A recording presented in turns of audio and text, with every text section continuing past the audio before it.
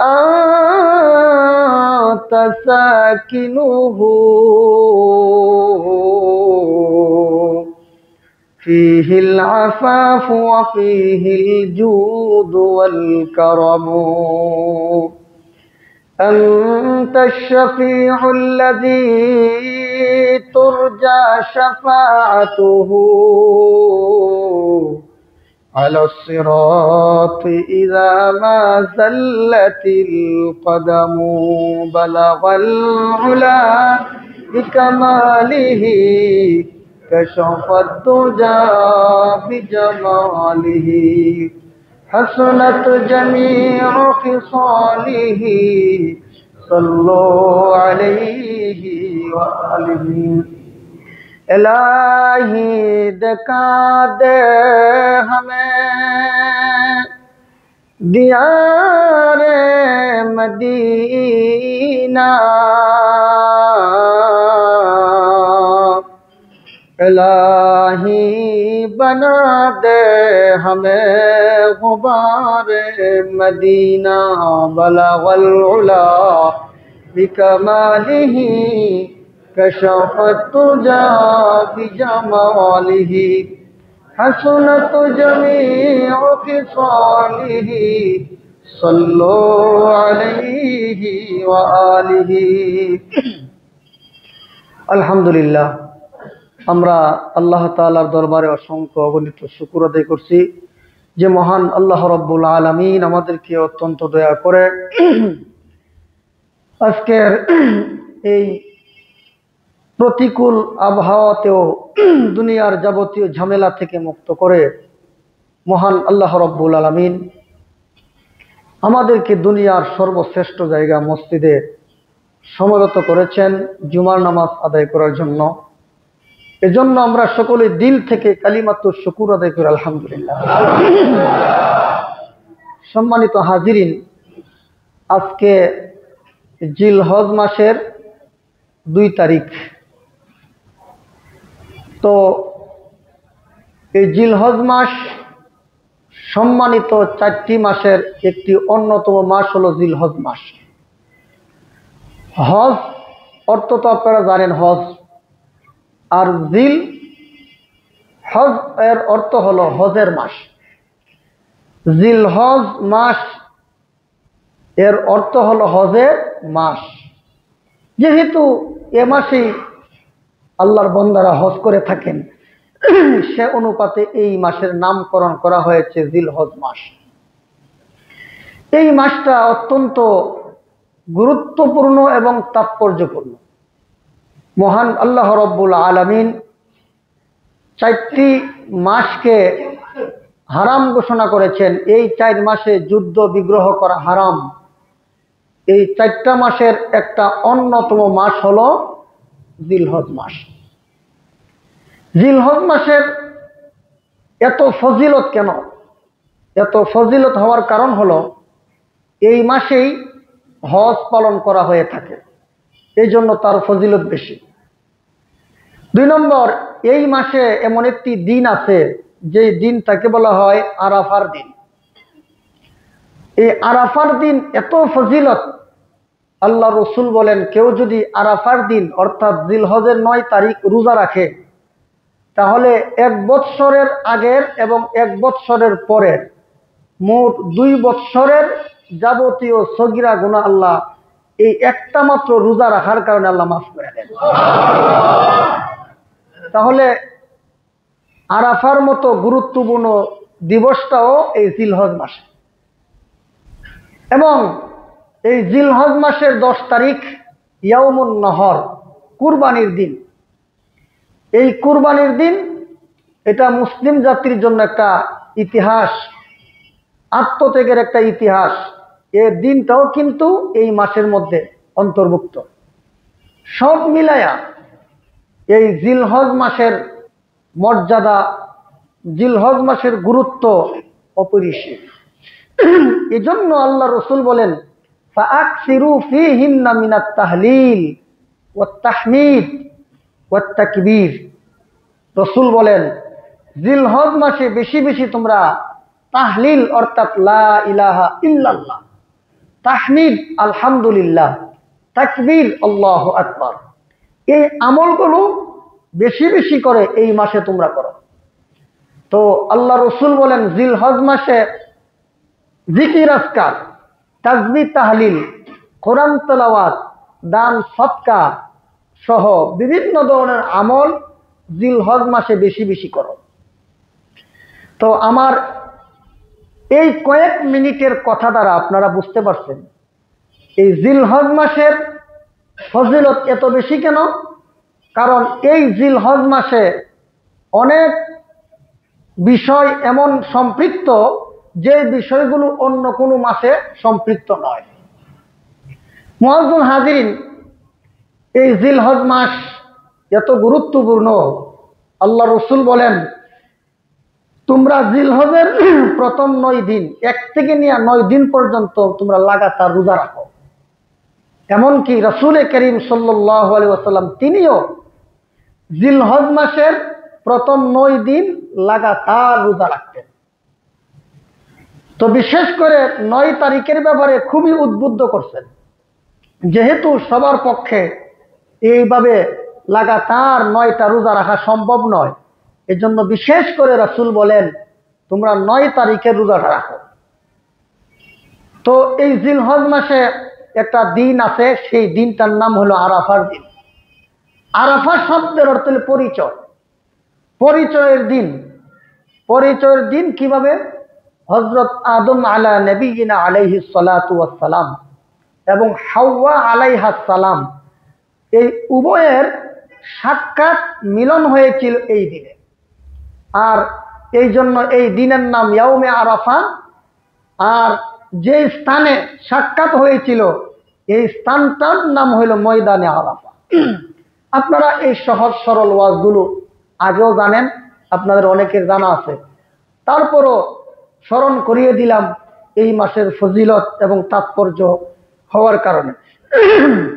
মুআজ্জিন হাজিরিন, তো এই যে জিলহজ মাসের এত ফজিলত, এর যত কারণ, এর মধ্যে একটা কারণ হলো জিলহজের 10 তারিখে কুরবানি। কুরবানি শব্দের অর্থ হলো নৈকট্য হাসিল করা। তো এই কুরবানির ইতিহাস প্রথমত 2 ভাগে বিভক্ত। আমরা যে কুরবানি করি এর আলাদা একটা ইতিহাস আছে, এবং এর আগেও কিন্তু কুরবানি হতো। হযরত আদম আলাইহিস সালাতু ওয়াস সালাম ওনার সন্তানদের মধ্যে কুরবানি হয়েছিল।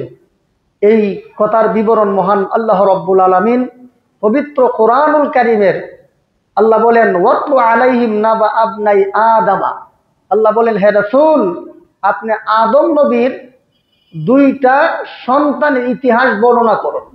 ইতিহাস সবার মুখস্থ, তারপরে একটু আপনাদেরকে ইতিহাসটা একটু স্মরণ করে দিচ্ছি, এই জন্য যেহেতু এই ইতিহাস সাধারণ কোনো ইতিহাস নয়, এই ইতিহাস পবিত্র কোরআনুল কারীমের মধ্যে উল্লেখ আছে।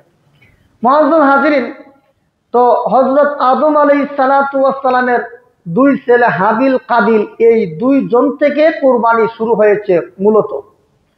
এরপরে পর্যায়ক্রমে সব নবীর জামানাতে কুরবানি ছিল।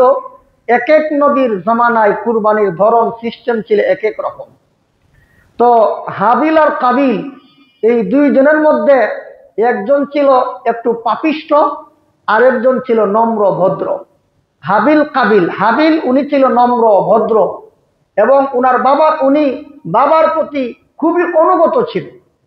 আর কাবিল ছিল উগ্র, তার মেজাজ ছিল খুব গরম, গরম মেজাজ, এত গরম দেখাইতে গিয়া নিজের আপন ভাইকে হত্যা করে ফেলেছে।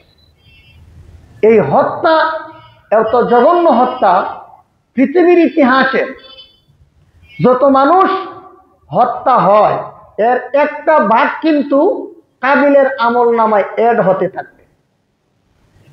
পৃথিবীর ইতিহাসে 2 জন জালেম, একজন জালেম, যে জালেমটা স্থলভাগে জুলুম করেছে সেই জালেমের নাম হলো কাবিল।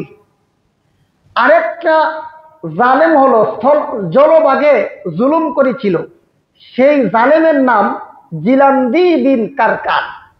এই জিলান্দি বিন কারকার সে সমুদ্রে নৌপথে জুলুম করেছিল পৃথিবীর ইতিহাসে সর্বপ্রথম, আর স্থলভাগে পৃথিবীর ইতিহাসে সর্বপ্রথম জুলুম করেছিল কাবিল। এই জন্য আল্লাহ রসুল বলেন, মান সান্না সুন্নাতান হাসানাতান ফালাহু আজরুহা ওয়া আজরু মান আমিলা বিহা। রাসূল বলেন, কোন ব্যক্তি যদি কোনো ভালো কাজ করে, কোনো ভালো দিকে রাস্তা দেখায় দেয়, এই পথে যত মানুষ চলবে, এই পথে যত মানুষ চলে যত ভালো কাজ করবে, যিনি রাস্তা দেখায় দিল তার আমল নামায়ও একটা অংশ এড হতে থাকবে। আর যে ব্যক্তি অন্যায় অপরাধ করে, অন্যায়ের দিকে রাস্তা দেখায় দেয়, এই পথে যারা যত রকমের অপকর্ম করবে, যেই লোক রাস্তাটা দেখায় দিল তার আমল নামায় কিয়ামত পর্যন্ত একটা অংশ পৌঁছতে থাকবে। তাহলে শুধু কুরবানির ইতিহাস আমরা শুনি, কিন্তু ইতিহাস থেকে শিখার যে কি আছে ওটা আমরা শিখতে চাই না। তো মুআজ্জাজ হাজিরিন, হাবিল কাবিলের ইতিহাস থেকে আমাদের জানতে হবে যে কাবিল ছিল বদমেজাজি, কাবিল ছিল আল্লাহর হুকুমের প্রতি শ্রদ্ধাশীল না, আর হাবিল ছিল আল্লাহর হুকুমের প্রতি শ্রদ্ধাশীল এবং সে ছিল বিনয়ী। এজন্য আমরা আমরা কাবিলের পন্থা আমরা আমরা গ্রহণ করব না, আমরা হাবিলের পন্থা গ্রহণ করব। অর্থাৎ আমরা সর্বক্ষেত্রে বিনয়ী হওয়ার চেষ্টা করব, আল্লাহর বিধানের প্রতি আমরা শ্রদ্ধাশীল হওয়ার চেষ্টা করব।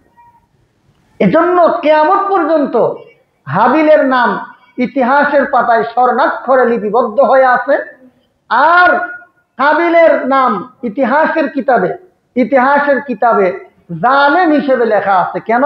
সে যে হত্যাকারী। তো মুআজ্জাজ হাজিরিন, এই হাবিল কাবিলের ইতিহাস থেকে কুরবানি মূলত সূত্রপাত এখানে হয়।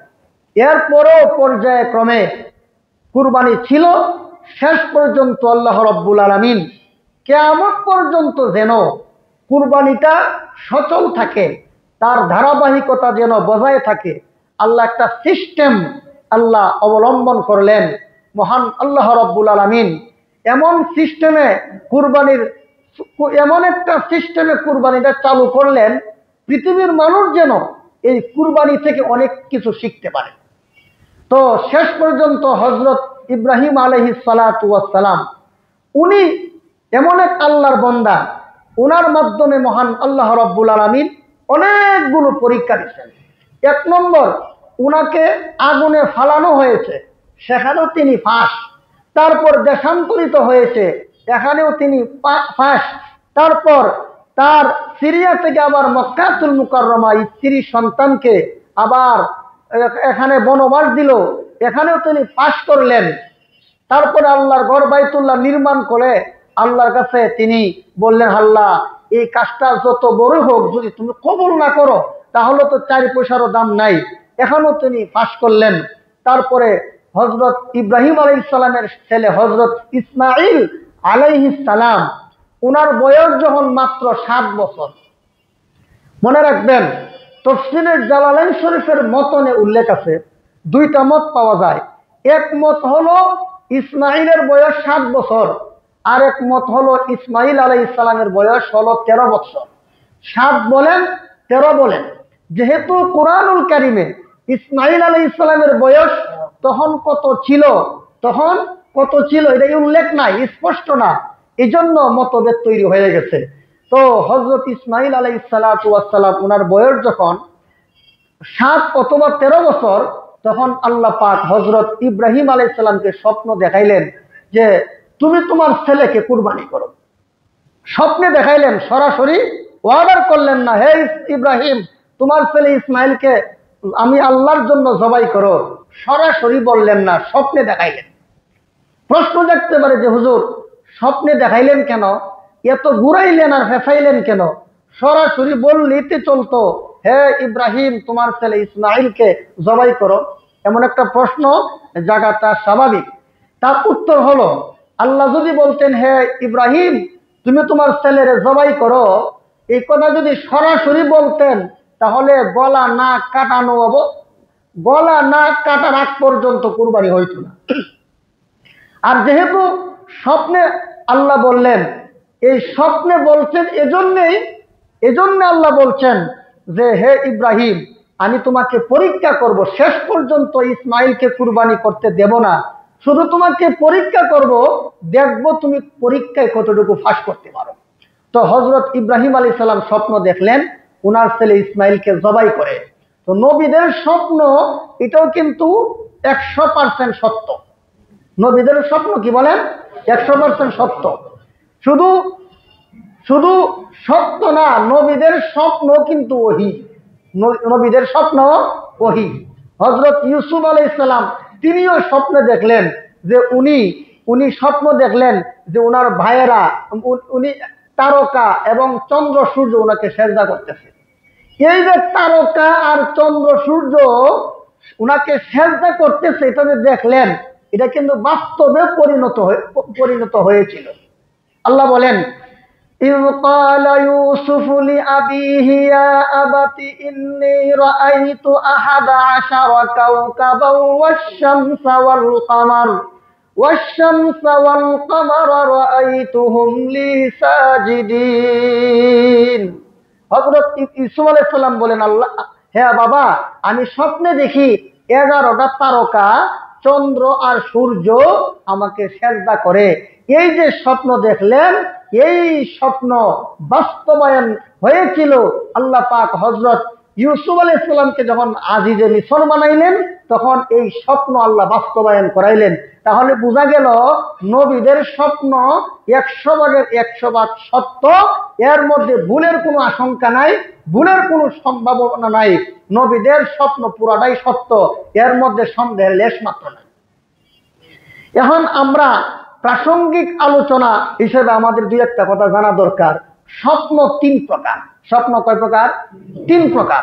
এক ধরনের স্বপ্ন হলো রহমানি, আরেক ধরনের স্বপ্ন হলো শয়তানি, আরেক ধরনের স্বপ্ন হলো খেয়ালি। রহমানি স্বপ্ন, যেমন স্বপ্নে দেখতেছেন আপনি বাইতুল্লাহ শরীফ গেছেন গা, স্বপ্নে দেখতেছেন নামাজ পড়তেছেন, স্বপ্নে দেখেন রোজা রাখতেছেন, স্বপ্ন দেখতেছেন ভালো ভালো কাজ করতেছেন, বোঝা গেল এটা আল্লাহ পাক আপনাকে দেখাইতেছে। এই স্বপ্নগুলো হলো রহমানি। কারণ বাইতুল্লাহ জিয়ারত করা, মসজিদে এসে নামাজ পড়া, ভালো কাজ করা, এগুলো শয়তানে করে না, ভালো মানুষে করে। জোরে কোন ঠিক কিনা? এজন্য স্বপ্ন যদি দেখা যায় যে ভালো কাজের সাথে স্বপ্নগুলো সম্পৃক্ত, তাহলে বোঝা গেল এইগুলো আল্লাহ পাকের পক্ষ থেকে আপনাকে দেখানো হচ্ছে। আবার আরেক ধরনের স্বপ্ন হলো শয়তানি। যেমন দেখা যায় যে আসমানে উঠে গেছেন গা, অথবা আরেকজনের মাথার মধ্যে বাড়ি মারছেন, গালাগালি করতেছেন, এই যে বিষয়গুলো, এইগুলো হলো শয়তানি। কারণ মানুষের গালাগালি করা, মানুষের গায়ে আঘাত করা, অন্যায় জুলুম অত্যাচার ভণ্ডামি, এইগুলো কোনো প্রকৃত মানুষের কাজ নয়, এগুলো শয়তানের কাজ। এগুলো স্বপ্নে আপনি দেখতেছেন, এর মানে হলো শয়তান আপনারে দেখাইছে। আবার কিছু কিছু স্বপ্ন আছে যেগুলো সারাদিন খেয়াল করেন, ওইগুলো আপনি ঘুমের মধ্যে দেখেন, এইগুলো হলো খেয়ালি। তাহলে স্বপ্ন কয় প্রকার? 3 প্রকার, রহমানি, শয়তানি, খেয়ালি।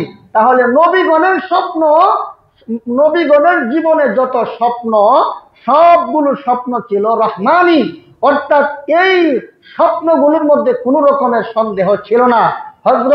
হযরত ইব্রাহিম আলাইহিস সালাম স্বপ্নে দেখলেন উনার ছেলে ইসমাইলকে জবাই করেন। কত বছর বয়সে? 7 বছর অথবা 13 বছর বয়সে।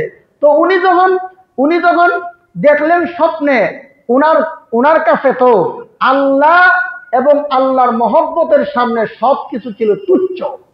ইব্রাহিম আলাইহিস সালামের কাছে উনি আল্লাহ এবং আল্লাহর মহব্বতের সামনে সবকিছু ছিল নগণ্য। তার বাস্তব প্রমাণ, কুলের বাচ্চা দুধের শিশুকে বনবাস দিয়া দিলেন, স্ত্রীকে উনার কাছ থেকে সরাইয়া দিলেন। এটা কি আল্লাহর আশেক হওয়ার আলামত না? আপনি পারবেন না আপনার সন্তানরা এইভাবে, যেখানে মানুষ নাই, কিচ্ছু নাই, আপনার সন্তান যদি আপনার শ্বশুর বাড়ির গিয়ে 1 সপ্তাহ থাকে, আপনার মাথা ঠিক থাকে না, ভিডিও কলে সন্তান না দেখলে ভালো লাগে না। আরে বাচ্চারা অনেক দিন হয়ে গেল, নানা বাড়ি গেছে, দেখতে পারতেছি না, মনের মধ্যে অনেক কষ্ট লাগে। সন্তানের প্রতি মহব্বত। আর কেউ যারা বিদেশে থাকে, এরাও কমসে কম 2-1 বার ভিডিও কলে সন্তানকে একটু দেখে যে আমার সন্তানটারে একটু দেখি। তাহলে প্রত্যেকটা মানুষের অন্তরে সন্তানের মহব্বত আছে। এমন মহব্বত কিন্তু ইব্রাহিম আলাইহিস সালামের অন্তরেও ছিল, বরং আরো বেশি ছিল। কেন বেশি ছিল?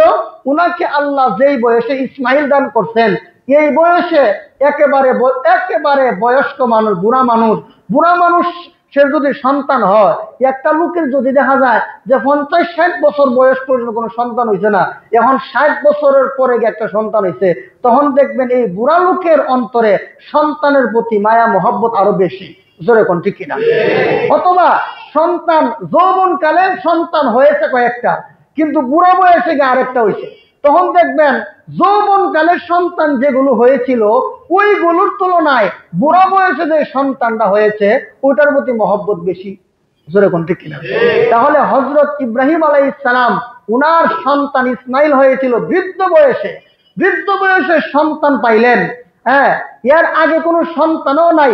হযরত ইসমাইল আলাইহিস সালামের জবাইয়ের ঘটনার পরে হযরত ইসহাক আলাইহিস সালাম জন্মগ্রহণ করেছিলেন, এর আগে আর কোনো সন্তান হয় নাই। তাহলে এত মায়া, এত মহব্বত সবকিছু বিসর্জন দিয়া দিলেন আল্লাহ এবং আল্লাহর হুকুমের সামনে।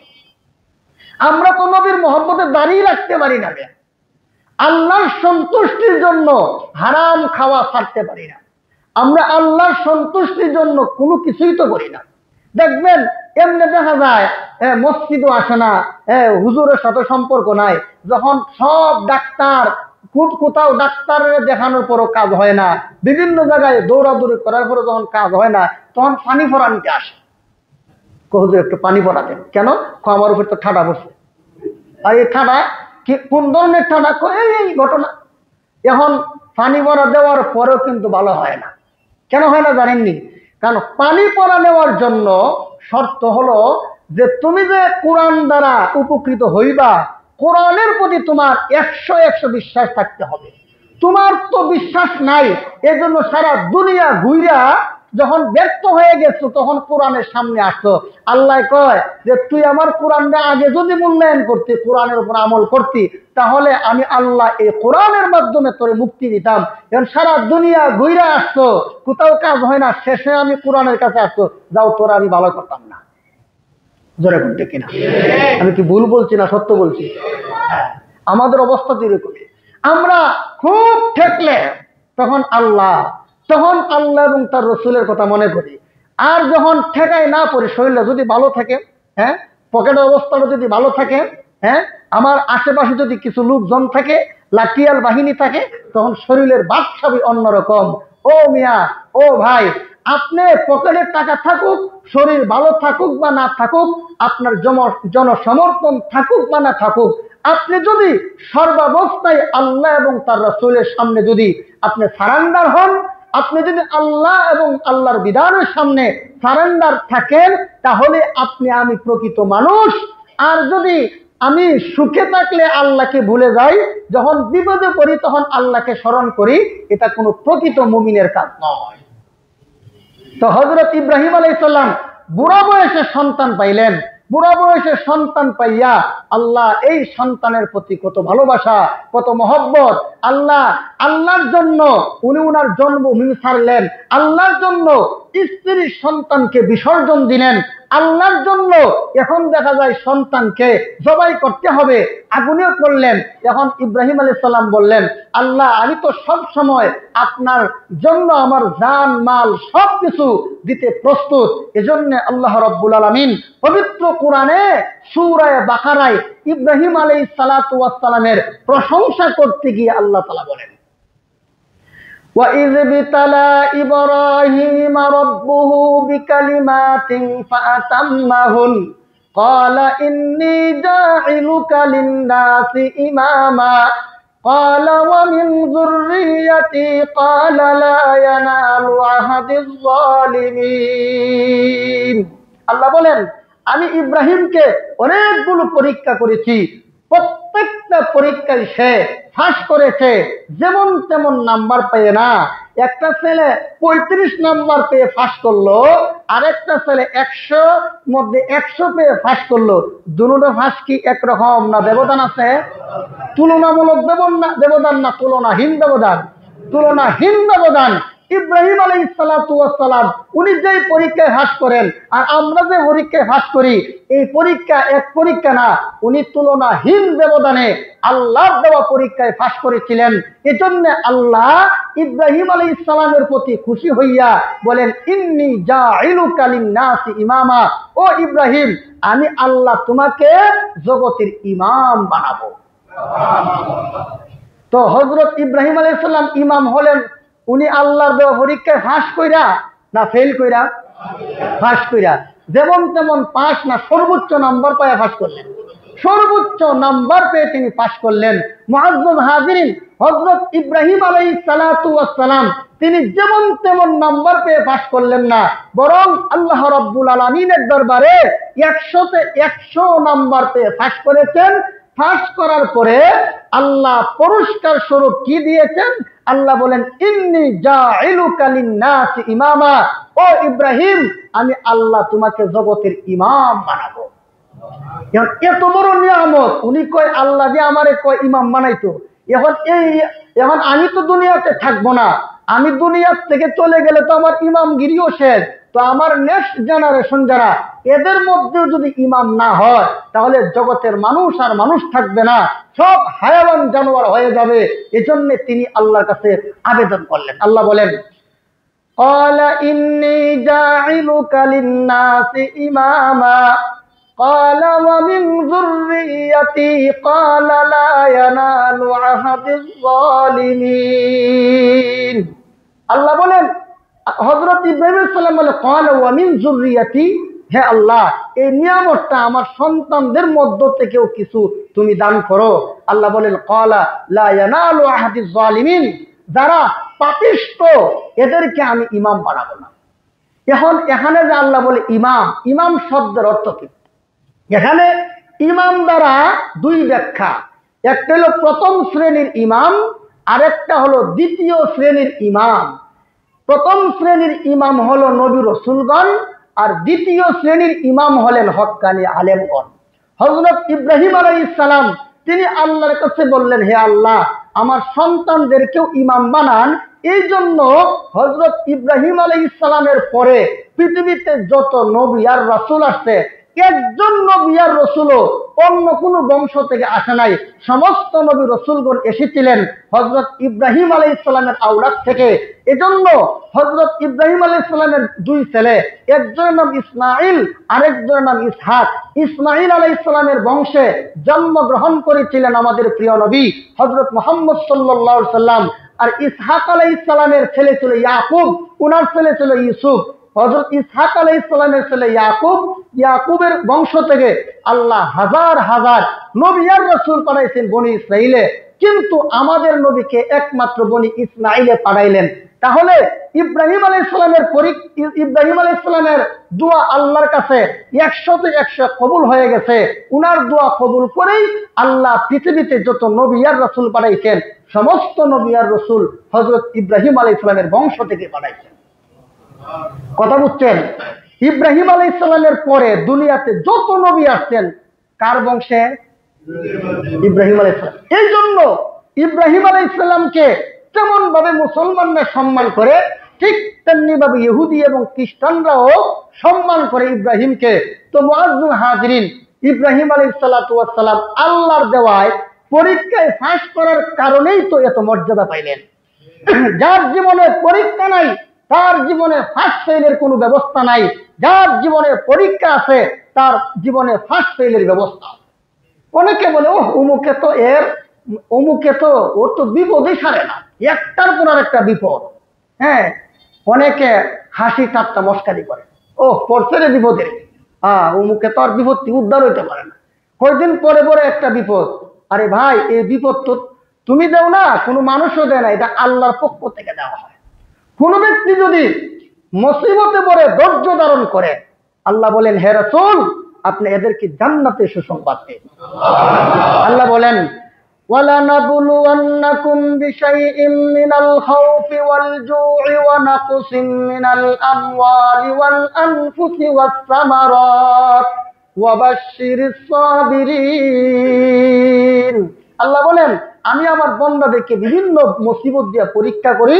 মুসিবতে যদি তুমি ধৈর্য ধারণ করতে পারো তাহলে তুমি সাবের ধৈর্য ধারণকারী, আর ধৈর্য ধারণকারীদের জন্য রয়েছে জান্নাতের সুসংবাদ। তাহলে পরীক্ষা থাকলে, আমার আপনার জীবনে যদি পরীক্ষা থাকে তাহলে ফার্স্ট ফেইলের ব্যবস্থা আছে।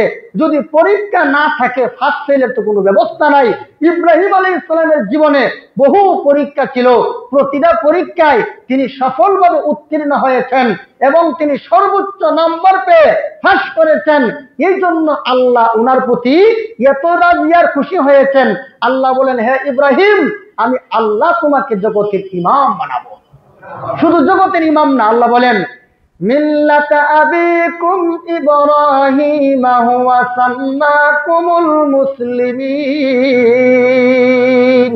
আল্লাহ বলেন, শুধু জগতের ইমাম বানাই ক্ষান্ত না, বরং আমি আল্লাহ হযরত ইব্রাহিমকে মুসলিম জাতির পিতা হিসেবে স্বীকৃতি দিলাম। তাহলে কি বুঝলেন? জাতির পিতাকে ইব্রাহিম আলাইহিস সালাম, আর কেউ না, আর কেউ না। অতীতে অনেক কথাবার্তা হয়েছে এগুলো নিয়ে, হয়তো ভবিষ্যতে আবার আরো বড় কেউ দাবি করতে পারে।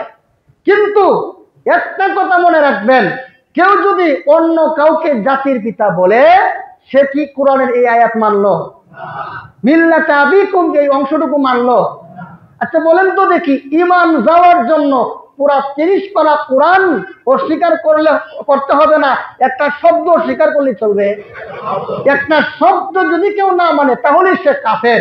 কাফেরের পরিণতি কি হবে? চিরকালের জন্য জাহান্নাম। তাহলে স্পষ্ট হয়ে গেল, জাতির পিতা আর কেউ না, হযরত ইব্রাহিম আলাইহিস সালাম। আল্লাহ পাক হযরত ইব্রাহিম আলাইহিস সালামকে কতগুলো মর্যাদা দিয়েছেন। 1 নম্বর জগতের ইমাম বানাইছেন, এবং 2 নম্বর হলো উনার সন্তানদের মধ্য থেকে সমস্ত নবী আর রাসূলকে ইমাম বানায় পাঠাইছেন।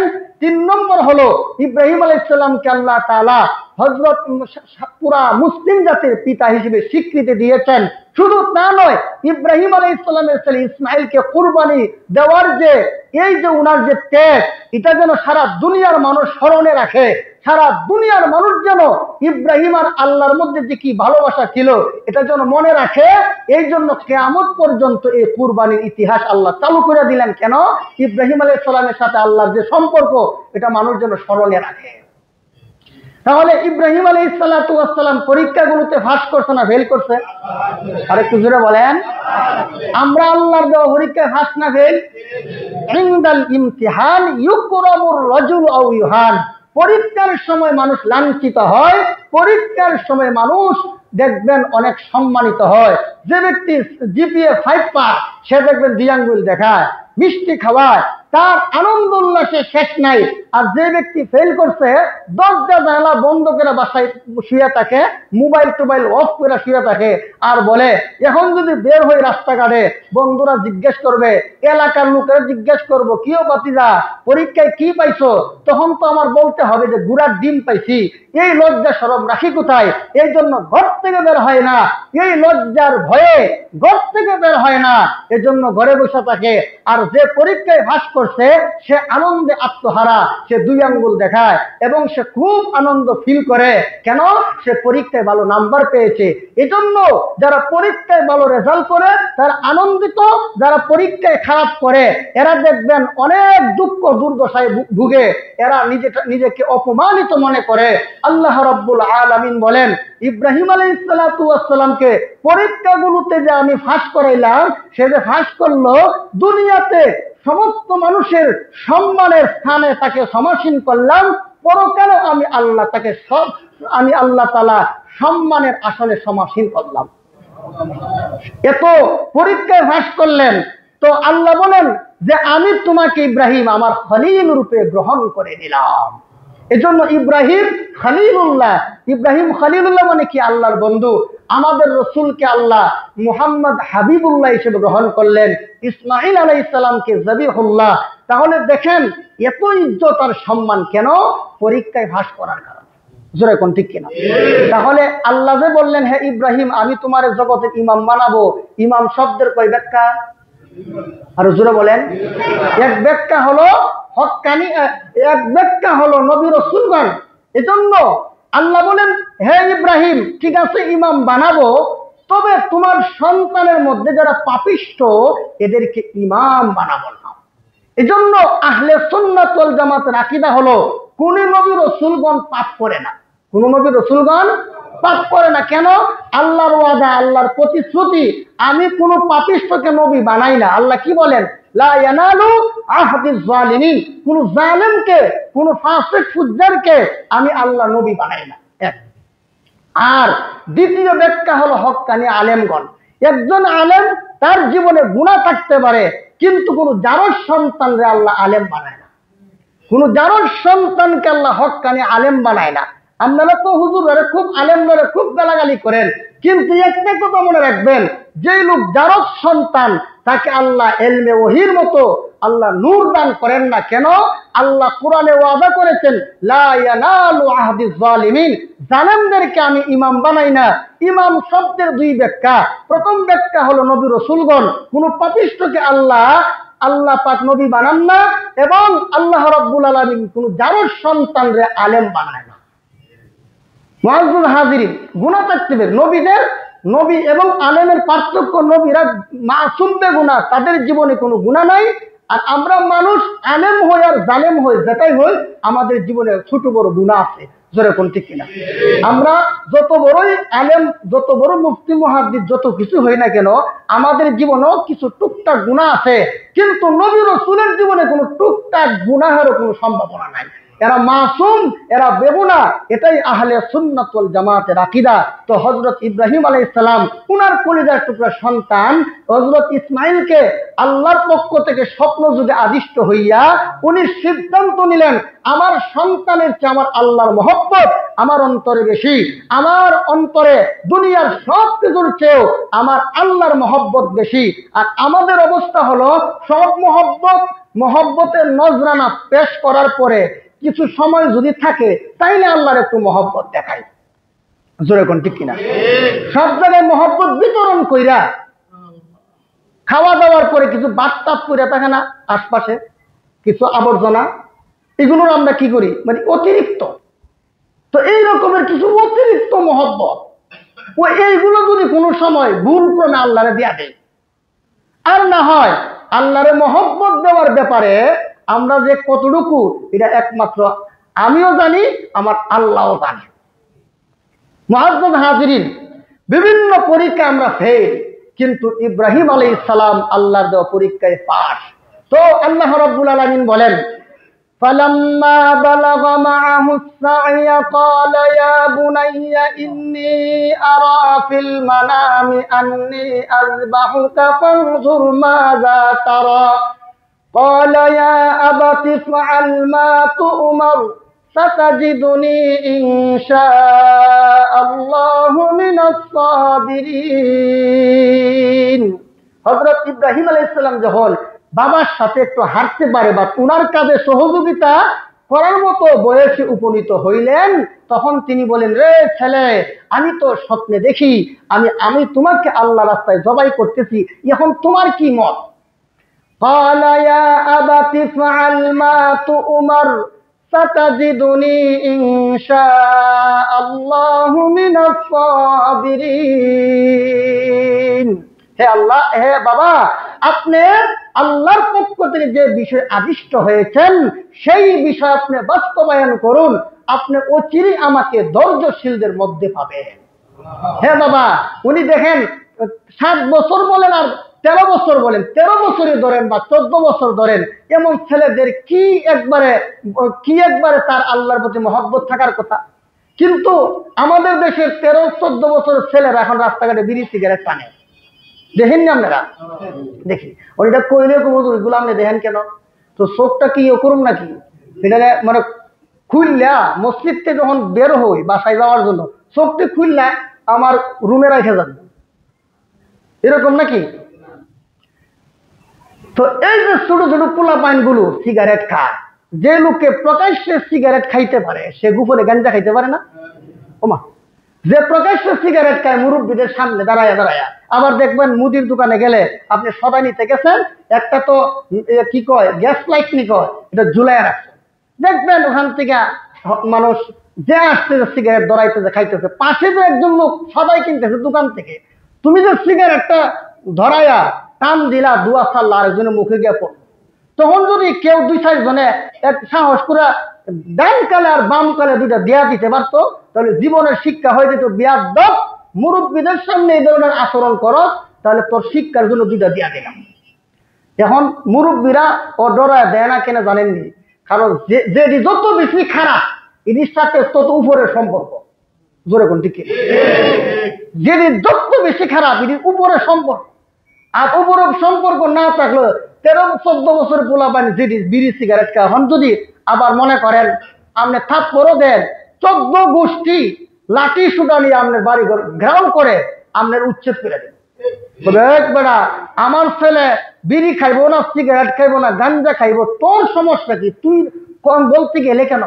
এই জন্য আমরা আমাদের সমাজের মুরব্বীরা আমরা অনেক সময় ডরে ভয়ে ইজ্জতের দিকে তাকায় কিছু বলতে পারি না। কেন? যদি বলতে যাই আরো বড় ধরনের কোনো বিপদ আসবে, বিচার চাইলেও সমাজে দেশে আর বিচার পাওয়া যাবে না। এই জন্য এই ধরনের দৃশ্যগুলো আমরা এখন কষ্ট হলেও আমরা সহ্য করতে হয়েছে, জোরে কোন ঠিক কিনা? এগুলো কি অবাস্তব কথা না বাস্তবসম্মত? কিছু আছে কবিজি তো অবাস্তব কথা বলে, উনি মনে হয় দুনিয়ার থাকে না, আরশে আজিমে থাকে, এই জন্য এগুলো দেখে না।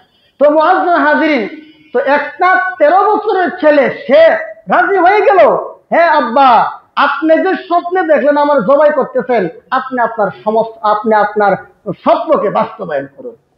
আল্লাহু আকবার। বাপ যেমন ছেলেও এমন, বাবাও আল্লাহর পরীক্ষায় ফাঁস, ছোট বাচ্চা মাসুম বাচ্চা হযরত ইসমাঈল তিনিও পরীক্ষায় পাস। এই জন্য আমরা জবিহুল্লাহর সন্তান হযরত মুহাম্মদুর রাসূলুল্লাহর জন্য ইসমাঈলের আওলাদে, এজন্য মুহাম্মদ সাল্লাল্লাহু আলাইহি ওয়াসাল্লামের উম্মতরা ইসমাঈলের সন্তানেরা প্রয়োজনে আল্লাহর রাস্তায় জবাই হওয়ার জন্য প্রস্তুত। জবাই হওয়ার জন্য কি বলেন? আর আমরা জবাই করার জন্য প্রস্তুত। ইসমাঈলের প্রকৃত আদর্শবান সন্তানেরা নিজেরা প্রয়োজনে আল্লাহর জন্য জবাই হওয়ার জন্য প্রস্তুত, আর আমরা যারা স্বার্থপর মুসলমান আছি আমরা জবাই করার জন্য প্রস্তুত। আর না হলে 2-3 সপ্তাহ আগে বাজার শুরু হয়ে গেছে, মহিলারা গিয়ে লাইভ দেয়, এই বেটি তোর কি হায়া লজ্জা নাই? যে সমস্ত মহিলারা গরুর বাজারে যায়, এই মহিলাটিও একটা গরু, গরু মার্কা মহিলা ছাড়া কোন মহিলা গরুর হাটে যাইতে পারে না। কেন?